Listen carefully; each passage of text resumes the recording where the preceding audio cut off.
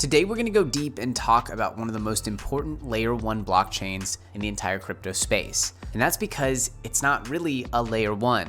It's many layer 1s. And in a way, this blockchain brings to life the interoperable future even without leaving its own ecosystem.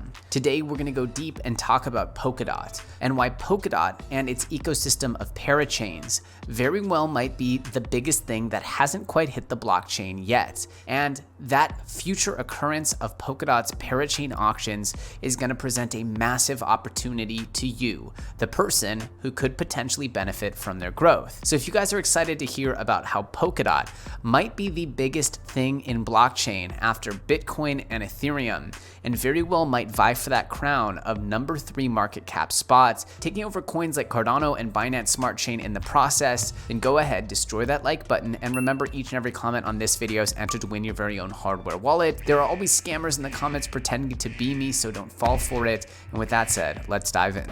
Now, first of all, let's do a bit of an overview for those of you who don't know about Polkadot, and for those of you that do, let's go a little deeper. Polkadot is a blockchain that is comprised of many sub-blockchains known as parachains.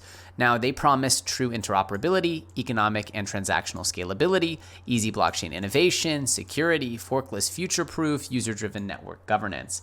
So all of these things combined are what make up Polkadot. But what Polkadot is on a more literal level is one relay chain, which essentially communicates between all of the different parachains. And then you have all these different blockchains, which are as robust and as powerful as any layer 1 blockchain. Think of a whole bunch of Ethereums working side by side, except they can offload transactions to each other. In this way, Polkadot works as a collaborative blockchain ecosystem, and it actually uses each chain as a collaborative mechanism for other chains.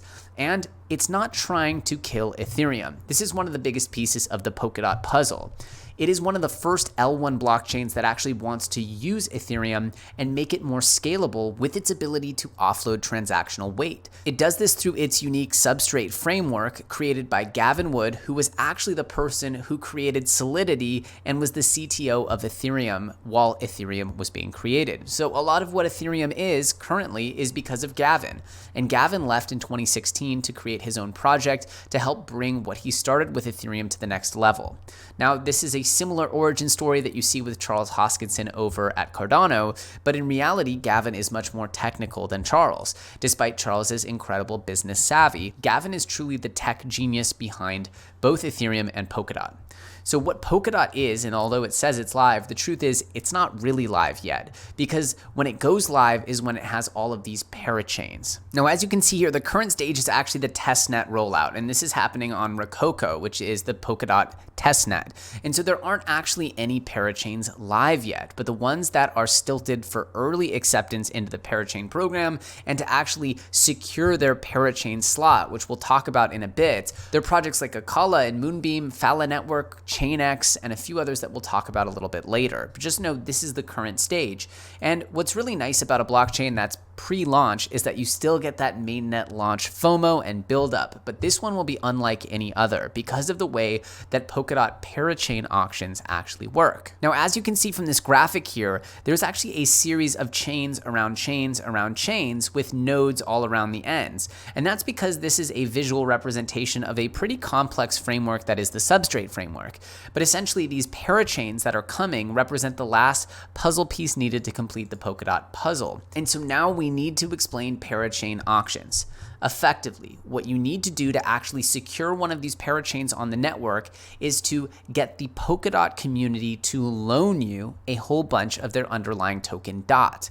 Or you could also be on their canary network, which is called Kusama, which has lower barriers to entry. There's going to be a lot more Kusama parachains. They're going to be much cheaper. Whereas the Polkadot parachains are going to be like the big applications, the huge projects, and they're probably going to require tens of millions of dollars of DOT staked in order to secure that parachain. We're actually going to switch quickly to an interview we conducted with Dan from Akala Network, who explained parachain auctions in an interview I did with him several weeks ago. And he does a great job of explaining this. Go ahead and explain how parachain auctions work for the audience. Thanks, Dan, for joining us. You can't just launch like a parachain on a whim. It's much more difficult than that. And counter to what a lot of people think now, when you see Polka this and Polka that, no one is a Polkadot project until they launch on Polkadot and win a parachain slot, just like no one is actually a Kusama parachain until they win a slot on the network. So that's kind of where we're headed now. And I did want to get into a little around that process, what that looks like in terms of how, from start to finish, how do you get to the end goal of becoming a parachain slot and winning the auction to launch your slot. So I'm gonna share some slides again real quick. So I think this should help kind of simplify the process and put it in kind of a timeline for everyone. So you can see here in the orange, this is when what's called a crowd loan goes live. And I'm gonna get into each of these kind of categories. But a crowd loan goes live, which is kind of the parachain's way of crowdsourcing either KSM or DOT in order to use that in their parachain auction if they choose to. The parachain auction is going to be extremely exciting. Robin, who I work with at Akala, compared it to like a horse race where everyone owns one of the horses. So this is going to be almost like a blockchain tech sporting event where you can actually watch live on chain, like who's winning, what the ranking is, and so on. It's going to be a blast, and these are going to be happening constantly over the next 5-10 plus years, depending on what happens with Polkadot's governance and upgrades and things like that. So say this team, for example, Parachain Team A, wins the auction, they win the slot. So remember back to the kind of Polkadot or Kusama circle I showed you, one of those little squares or parachains is what they kind of win in that auction. Then when they've won the slot, they will begin their launch process, and they will have already chosen a duration of that slot that they would like on the network. So let me get into some details on this. And it's a complicated process, and this looks like a lot, but this is kind of as basic as it gets. So let me just talk through this. So crowd loans go live, and every parachain that's participating in this crowd loan will, in the case of Kusama, will begin crowdsourcing KSM. So these are all these people in the community of Parachain A, and they're actually going to be sending KSM to this crowd loan module, which is it's called a substrate palette, but it's just a module within the Kusama relay chain itself. You're not sending it to any person, any team. It's completely, It's completely kind of decentralized. It's not really owned by anyone. It's being sent into the network itself. Then Parachain A, B, C, D, E, F, G will all be going for this auction. So they'll use what they raised in the crowdsourcing event to compete, and then there will be a winner of that auction.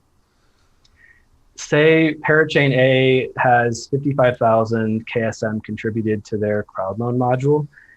That KSM that they raised, like I said, does not go to the team. It actually gets locked in the core relay chain of Kusama or of Polkadot, in Polkadot's case.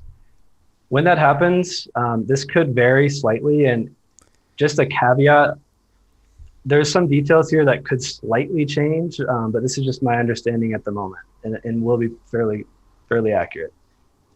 So many teams will distribute a token to their supporters who contributed over here in the crowd loan.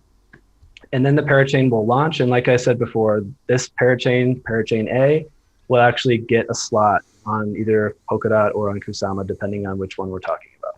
The reason why the crowd loan module and substrate was named that is because I'm contributing my KSM or my DOT. I get a token in return, and then the team that actually is hosting this parachain is being, they're being held accountable for delivering on their promises and adding and bringing value to that parachain itself. Because at the end of that slot, all of the KSM or DOT is actually returned to the contributors in the beginning. So it's kind of like a no loss contribution or crowdsourcing event for both communities. So effectively, for a new project to actually make its way onto Polkadot as a parachain, it needs to win an auction. And this happens through what they call the crowd loan system, where the crowd will loan that project a certain amount of DOT for a specified amount of time, and in exchange, they'll actually get tokens for that project. So it's a little bit like an ICO or something, but you don't actually spend the money, you actually stake the money, and then the project can benefit from that stake and what the staking rewards given off are. But what you need to know about what this will do is it will actually drive an insane amount of demand for the underlying DOT token and the underlying KSM token, which you absolutely need if you want to have a parachain. This means that the upcoming parachains and the auctions that are required for their creation are going to be some of the biggest and most fundamental drivers of token velocity for DOT and Kusama. And so it should come as no surprise that these projects have been absolutely exploding with anticipation, making its way from just about $3 or so back in August up to a peak here of about $45 for DOT. And Kusama has simply been one of the best performing tokens in the entire market, making its way from well under $5. You can get it here for about $1 at the beginning of January 2020, and it made its way up to peak at $541. That's a 540x there, not from pre-sale, but trading on the market. It's a phenomenal growth and absolutely one of the strongest projects in the entire space, and that's because of the insanely good tokenomics and fundamentals created by this crowd loan system for the parachain auctions. Again, a big thank you over to Dan over at Akala for explaining this, and we hope to have him back soon. For more information into the Polkadot crowd loan and parachain auction system, we'll go ahead and pin this article, which was pretty useful, below the video. And now it's time to talk about some really promising projects on the Polkadot network, projects that I believe will be some of the biggest and first moving projects in the space. And remember how we explained how you needed to get tens of millions of dollars to have your own parachain and win a parachain auction through a crowd loan? Well, guess what? Not only are those insanely expensive and hard to actually get the funds for, but even if you have the funds, you can't just buy one. You need to actually vie for a very limited amount of spots. And that means that the projects that do win these crowd loans and do win these parachain auctions will be in insane places to actually benefit from massive pumps, as they'll have protective moats. Other projects can't just build on Polkadot. They need to go through this process. And just because they go through the process and even secure the funds doesn't mean they'll be awarded a parachain. This is actually one of these few instances where there's a huge area of protection, a moat, if you will, a business advantage to these early parachain winners. And that's why I'm going to be betting big on all of these projects that win parachains. One of which that I know for sure is going to be a front runner is Akala, which is the DeFi hub of Polkadot. They say Akala's all-in-one DeFi platform helps you stake, swap, borrow, lend, earn, and more, all with micro gas fees. They're already live on the testnet, and if you want to know which projects are actually in pole position to get parachains, then you want to see what's active on the testnet, Rococo. Anything that's not active on the testnet is not a real thing in the Polkadot ecosystem, even if it has Polka whatever in its name. And then, of course, the cousin over here to Akala is Karua, which is the network that they will be putting onto Kusama. So while Akala is the all-in-one DeFi hub for Polkadot, Karua is the all-in-one DeFi hub for Kusama. But they're not the only project that is in prime position to earn a parachain, as we've just seen Fala get awarded a testnet parachain, and we see that Fala is the first privacy coin on Polkadot. Now, I've been talking about Fala. I do believe I might have been the first influencer to talk about Fala back in August of 2020, and that was when Fala was just at about 6.5 or 7 cents, and it has mooned significantly. But when it does secure this Polkadot parachain, I believe that the gains will still keep coming. So projects like Fala and Akala, and of course Moonbeam, which is a project that doesn't have a token trading yet, much like Akala, are going to be amazing bets for this early stage of Polkadot parachain adoption. Again, what's really exciting is the project's received several Web3 grants. As well, it is the first and only privacy network on Polkadot, and it's gotten tweeted about by Gavin Wood several times. It just seems like it's in a great position to actually lock down a parachain.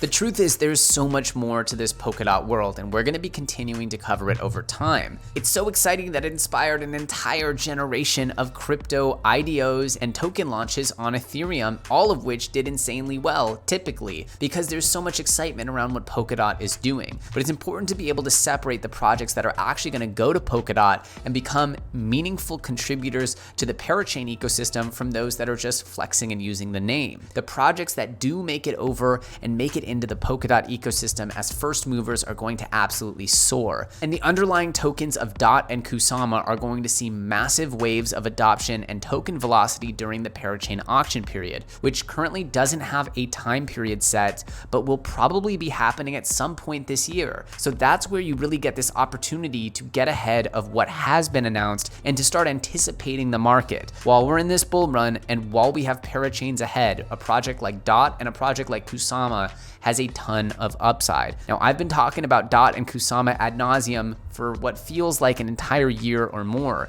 but the reality is that there is still a ton of upside in these projects, and I am super bullish on this parachain system, its ability and promise to actually scale Ethereum and the other L1 blockchains instead of trying to kill them. And of course, this new substrate framework, which could bring interoperability into the sphere of reality instead of just the conceptual excitement, which is where it's been up to this point. With that said, are you guys excited for Polkadot? Did you enjoy this video and get some value out of it? If you did, go ahead, give me a thumbs up. And of course, make sure you comment your favorite Polkadot project in the comment section below. Of course, don't include Kusama or DOT. Make sure you're focusing on a parachain or potential parachain winner. With that said, remember each and every comment on this video is entered to win your very own hardware wallet. If you enjoy content like this, make sure you subscribe and put that bell notification on. As always, my name's Elio Trades. I thank you so much for watching. You can find me on Twitter at Elio Trades. The link for that is in the description. Once again, thanks, and I'll see you soon on the next episode.